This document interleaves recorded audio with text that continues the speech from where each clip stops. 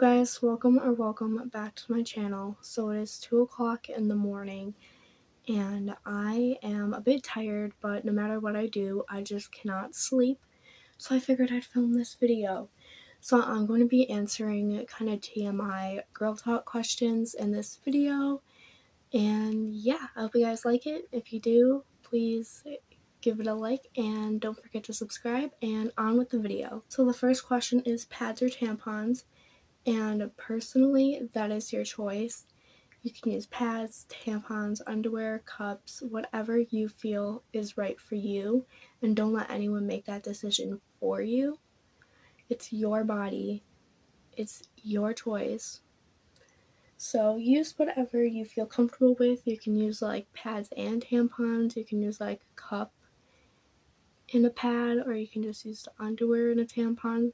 Whatever you want to do, as long as you're comfortable, that's all that matters in the end. So the second question is red flags in a relationship, and I feel like there's a lot that goes into this one. One red flag would be that they like other girls' pictures but not yours, because why are they giving other girls attention before they give you attention? Like, yeah, I mean, guys can have friends that are girls and vice versa, but I feel like if you're putting someone, like giving someone else attention before you give your significant other attention, it's a bit weird, and it's something I'd look out for. Another red flag is that they don't respect your boundaries. If they don't respect your boundaries and you've made your boundaries clear, run. That is a very huge red flag, and take it very personally, because your boundaries are your boundaries. They are set for a reason. And if they can't be respected by someone, then that person is not deserving of you.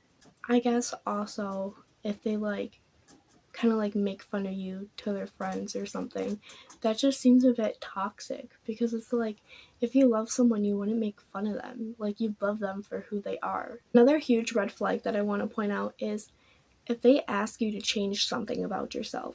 Like if they ask you to change your style or your hair or the way you do your makeup. No, girl, no. Don't change for anyone. Anyone. If they can accept you the way you are, once again, they are not deserving of you. Move on to the next. So another red flag could also be that you feel like they're only talking to you when it's time to. That is a huge red flag. It's kind of like they're almost using you for that. Like if they only want nudes and they always want to talk dirty and not talk normally, or if they come over and just want to do it and they just want to up and leave after, I'd run, because they're just using you for your body, and girl, you do not deserve that. So the next question is what to expect for your first period, and this question is very different because there's no right answer to this question. And what I mean by that is everybody's bodies are so much different, and not everyone is going to have the same symptoms, not everyone is going to have the same level of pain, not everyone is going to have the same amount of bleeding. So like, you could bleed heavily, you could bleed lightly, you could have really bad stomach cramps, or you could have no cramps at all, or light cramps. And that could also go with back pain, headaches, stuff like that. And also your mood. A lot of people's mood do change when they're on their period. Some don't, but it's mostly a hormonal thing that makes your moods change and stuff. But yeah, there's definitely no right answer to that. Everybody's bodies work differently, so you'll just have to kind of wait and see.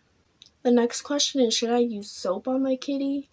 And I don't recommend it because it can cause infections. Your downstairs area is very sensitive, and not only that, but it also makes it smell really, really bad. So if anything, just rinse it with warm water and don't use any soap, because if you use soap on your actual part, it's not good. As I said, the part is sensitive and everything, so I would definitely say no to that one.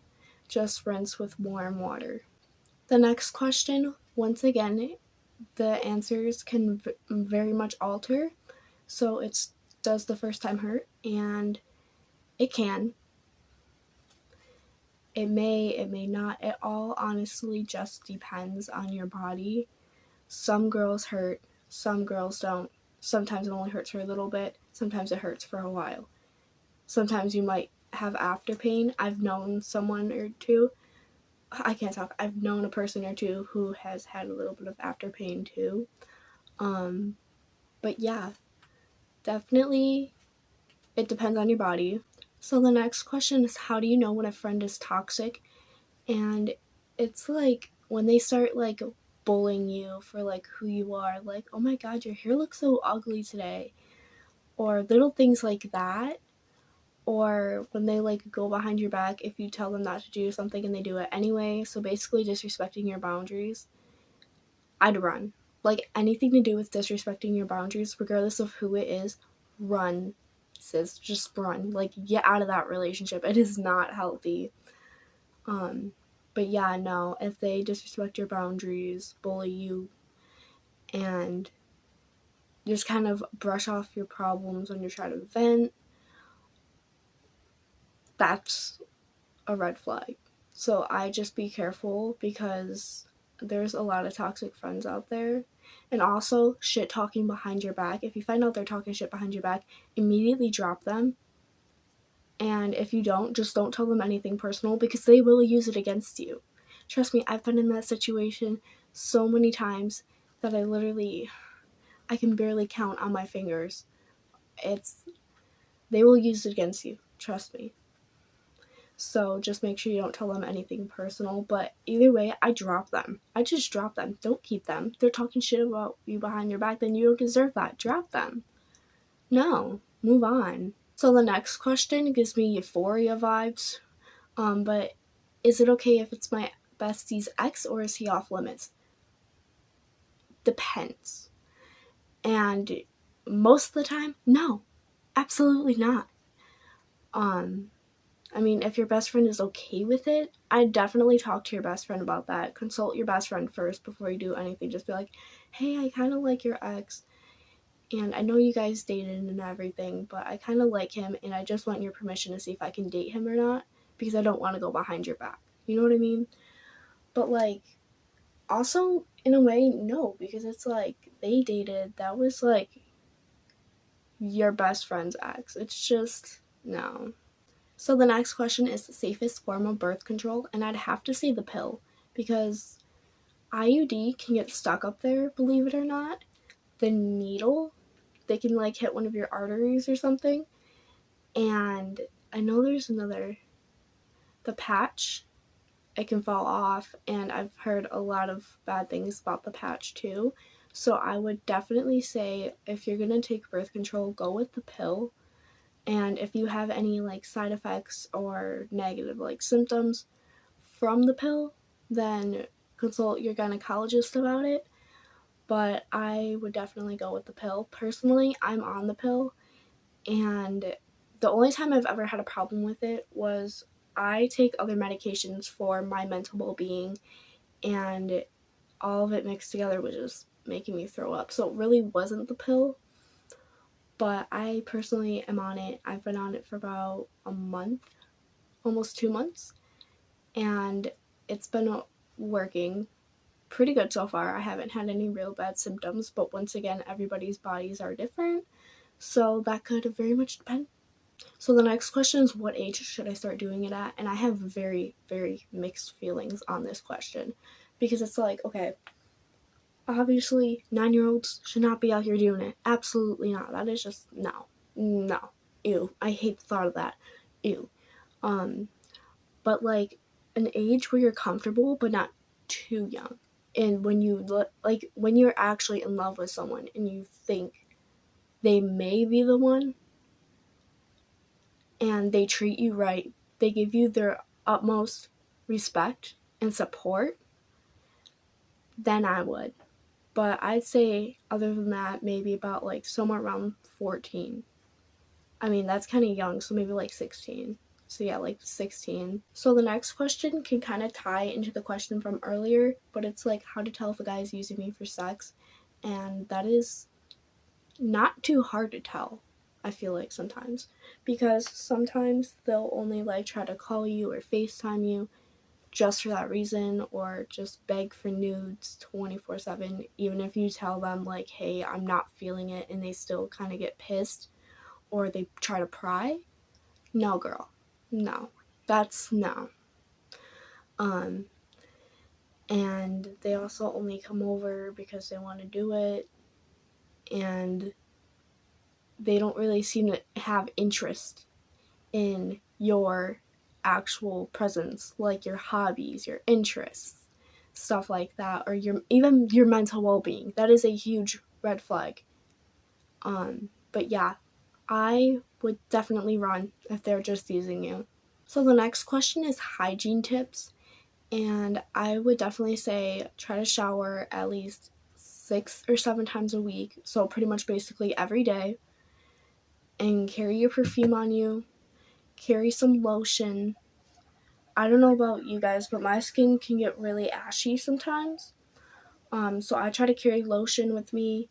But yeah, and perfume definitely. But don't overspray the perfume. Like, don't add half the bottle like my sister does. My sister would be like all over herself, and then she would smell like a whole perfume shop. And it would literally give me and my mom the biggest headaches. Don't do that. Just take a bath, take a shower, use some body wash if you have to. Body wash smells super good, and I personally use body wash, and I use the 1,000 Wishes one, and then I have the same matching perfume, and that's usually like the perfume and body wash I use, but obviously you can use different.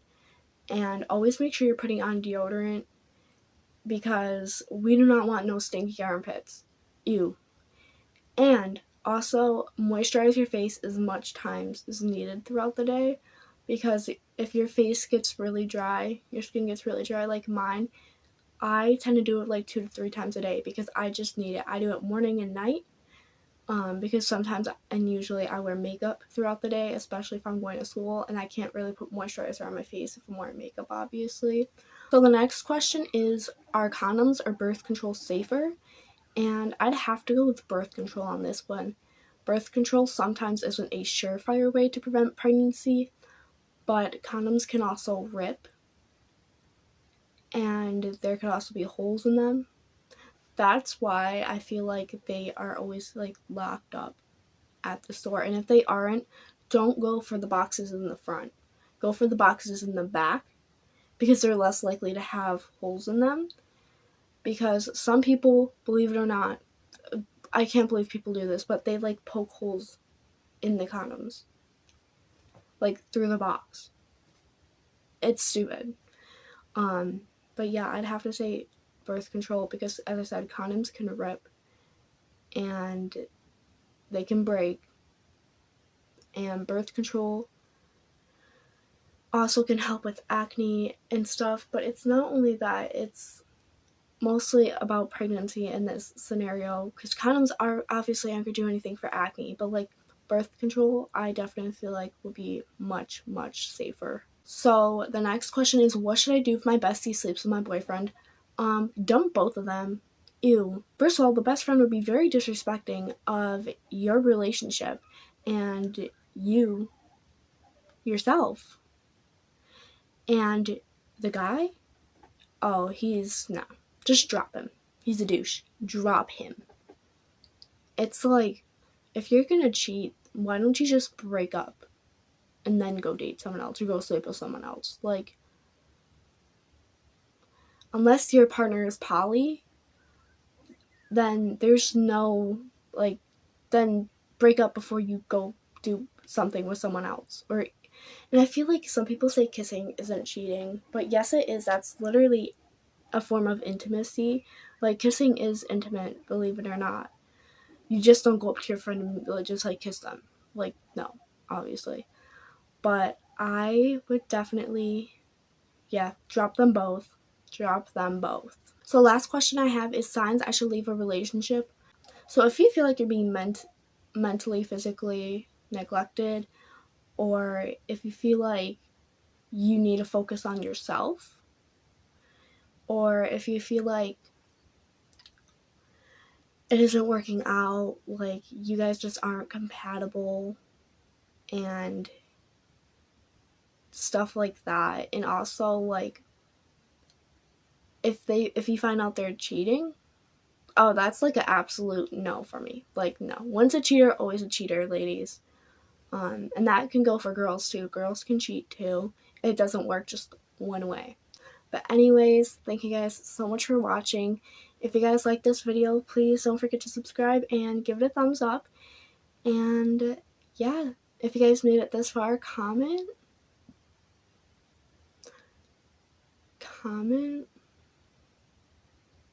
a lipstick emoji.